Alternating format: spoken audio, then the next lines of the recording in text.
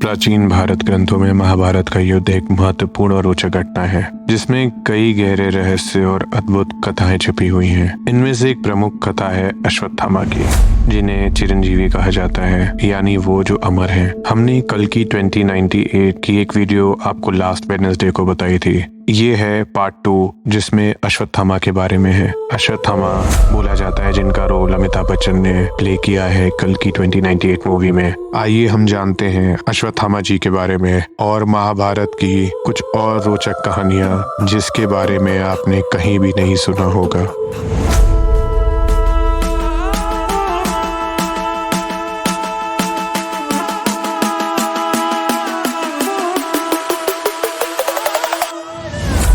नमस्ते, आप सुन रहे हैं toss the other side story.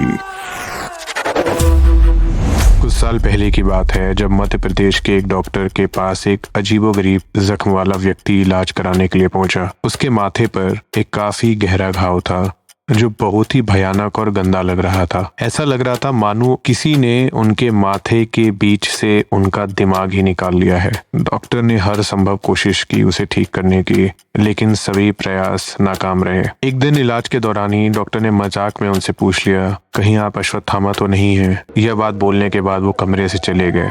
जब वो वापस उस कमरे में आए तो वह आदमी वहां नहीं था। उनको थोड़ा आश्चर्य हुआ। बाद में सीसीटीवी फुटेज देखने के बाद भी उस कमरे से उनके जाने के बाद किसी को निकलते हुए नहीं देखा गया था और ना ही उस कमरे में कोई खिड़की थी जिससे वो आदमी भाग पाए। बोला जाता है महाभारत का युद्ध पांडवों और कौरवों के बीच में लड़ा गया था। यह युद्ध 18 दिनों तक चला और उसमें लाखों सैनिकों ने अपने प्राण गंवाए थे। इस महायुद्ध में कई रहस्य छुपे हुए हैं, जिनमें से एक यह है कि अश्वत्थामा आज भी जीवित है। कहते हैं कि अश्वत्थामा गुरु द्रोणाचार्य के पुत्र थे। भगवान शिव ने उन्हें अमरता का वरदान प्रदान किया था, तो उनको एक मणि भी दी थी, जो मणि उनके माथे के बीचों बीच जड़ दी गई थी। लेकिन यह वरदान उनके लिए सबसे बड़ा श्राप बन गया। अश्वत्थामा का जन्म होते ही उनके माथे पर एक मणि थी, जिसकी वजह से वह अमर हो गए थे। उन्हें कोई शस्त्र या बीमारी कभी नुकसान नहीं पहुंचा सकती थी।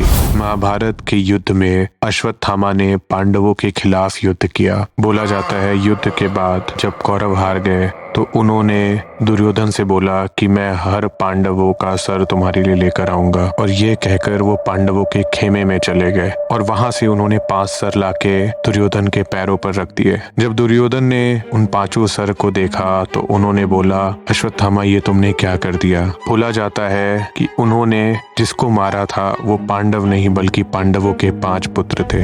इस भयंकर गलती के बाद भगवान कृष्ण ने अश्वत्थामा के माथे से मणि को निकाल दिया और उसे श्राप दिया कि वह कलयुग के अंत तक जीवित रहेंगे, रोग और घावों से पीड़ित होकर तड़पता रहेंगे। अश्वत्थामा इसी कारण आज तक जीवित है। महाभारत के कई और रहस्य हैं, ऐसे रहस्य जो कई इतिहासकारों के लिए अभी तक चुनौती बने हुए हैं। महाभारत के युद्ध के समय पांडवों के छोटे भाई सहदेव, जो एक विद्वान ज्योतिषी थे, ने जंग के दिन और समय को तय किया था। सहदेव को दिव्य दृष्टि का वरदान प्राप्त था और वह भविष्य में झांक कर उसे आसानी से देख सकते थे। सहदेव की दिव्य दृष्टि और ज्योतिषीय ज्ञान उन्हें उनके पिता पांडु से मिला था। पांडवों के पिता पांडु ने अपनी मृत्यु के बाद अपने सभी पुत्रों से कहा था कि वे उनकी लाश को खाएं ताकि उन्हें उनका ज्ञान और शक्तियां प्राप्त हो सकें। सहदेव ने पांडु के प्राण त्यागने के बाद उनके शरीर के एक हिस्से को खा लिया, बाकी किसी भी पांडव ने नहीं खाया था, और इसी कारण सहदेव को अपने पिता से दिव्य दृष्टि मिली, जिससे ज्योतिषी और आयुर्वेद का ज्ञान प्राप्त हुआ। महाभारत का युद्ध कई ताकतवर योद्धाओं के बीच लड़ा गया था, लेकिन उनमें से एक विशेष योद्धा थे बर्बरीक घटोत्कच के पुत्र थे और भीम के पोते थे।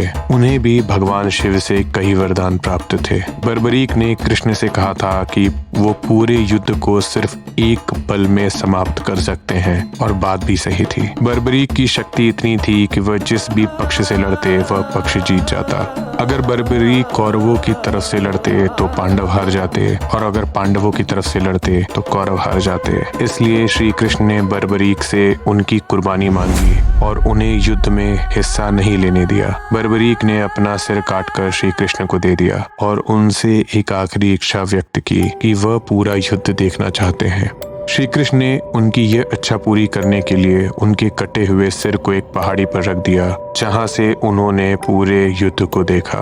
महाभारत का युद्ध पांडवों की पत्नी द्रौपदी के अपमान का बदला लेने के लिए लड़ा गया था। द्रौपदी राजा द्रुपद की बेटी थीं और उनका जन्म अग्नि से हुआ था। द्रौपदी के जीवन से जुड़ी एक कथा है जिसे सुनकर आपके होश उड़ जाएंगे। द्रौपदी ने अपने पिछले जन्म में भगवान शिव से प्रार्थना की थी कि उनके अगले जन्म में उनका विवाह निश्चित हो। उन्होंने यह प्रार्थना 5 बार की थी, इसीलिए उनका विवाह 5 पांडवों से हुआ। महाभारत में कई शक्तिशाली शस्त्रों का वर्णन है जिसे चलाने के लिए गहरी विद्या की आवश्यकता होती है। अर्जुन का एक शस्त्र था जिसे कौरवों पर चलाकर इतने लोगों को मारा कि पूरी की पूरी रणभूमि पर खून की नदियां बहने लगी थीं।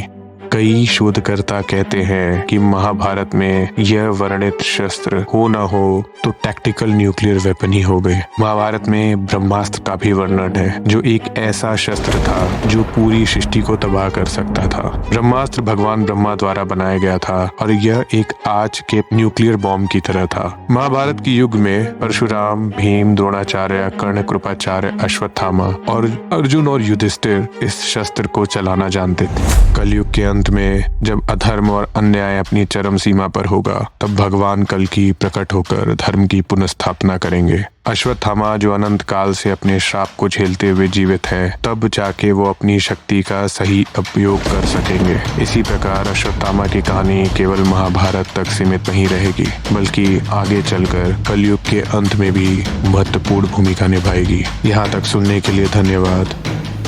नमस्ते, आप सुन रहे थे toss the other side story.